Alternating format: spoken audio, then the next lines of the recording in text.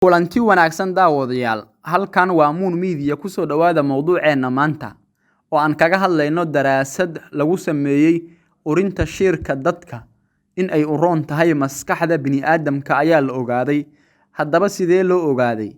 Mowduuceena maanta ayaan ku la farguuri doonaa fadlan bogga Moon Media ku soo biira muuqaalkana share gareeya mahadsanidin. In la uriyo shirka jirka dadka waxaa laga yaabaa in uu wax ka taro daaweynta xanuunada isku buuqa sida ay sheegeen baarayaal u dhashay dalka Sweden oo tijaabo ku sameeyay dad iskood uga qayb galay daraasadda. Saynis yahanada ayaa adeegsanayay dhididka kilkilaha markii ay sameynayeen tijaabadan. Waxay ku doodayaan in shirku uu kicinayo marinada maskaxda ee la xiriira dareemaha asagoo dadka siinaya saameyn deganaan ah balse weli lama oran karo waa saxan yihiin. Waxyaabaha ay ku ogaadeen daraasaddan horudhaca ah ay toddobaadkan dhexdiisa ku soo bandhigi doonaan shir caafimaad oo toddobaadkan dhexdiisa ka dhici doono Paris Faransiiska.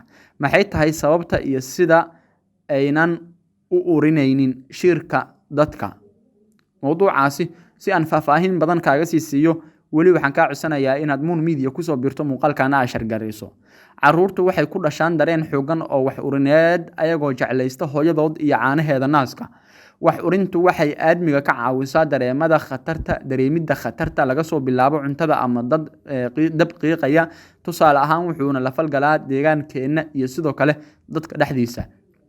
Sidoo kale cuntadu waxa uu ka dhigayaa mid dhadhan badan leh wuxuuna sababi karaa inay ku soo maaxdaan xasuuso badan. Carafta waxaa nuuga qaybta sare ee sanka kadib dareemo ayaa loo gudbiyaa qayb maskaxda ka tirsan oo qaabilsan xasuus iyo dareemo. Baarayaasha Sweden ayaa sheegay in shirka jirka bini'aadamku uu tilmaam ka bixiyo xaaladeena dareen ahaaneed haddii aan faraxsannahay iyo haddaan isku buuqsannahay tusaale ahaan iyo sidoo kale ka falcelinta la midka ah oo ka timaada dadka uriya. Waxaa dadka iskood uga qayb galay daraasaddan ka codsadeen in ay keenaan dhididka kilkilashooda markii ay amba daawanayeen filin cabsi leh amaba ay faraxsanaayeen. Kadib 48 haween ah oo isku buuq u haystay ayaa ogolaaday inay uriyaan qaar ka mid ah dhididkaasi. Haweenka qaarkood ayaa laga codsaday inay uriyaan shirka jirka halka qaar kalena laga geeyay meel hawo nadiif ah leh. Kuwii urinayay dhididka ayaa dareemay xaalad deganaan ah. Haweeneydii hogaaminaysay daraasaddan oo lagu magacaabo Elise Fegner ayaa markaa kana tirsan macahadka loo yaqaano Karolinski ee ku yaala Stockholm ayaa tiri dhididka ka yimid qof faraxsan wuxuu lahaa saameyn la mid ah qofkii daawaday filim cabsi leh. Waa maxay dhididka mar walba ma soo uraa?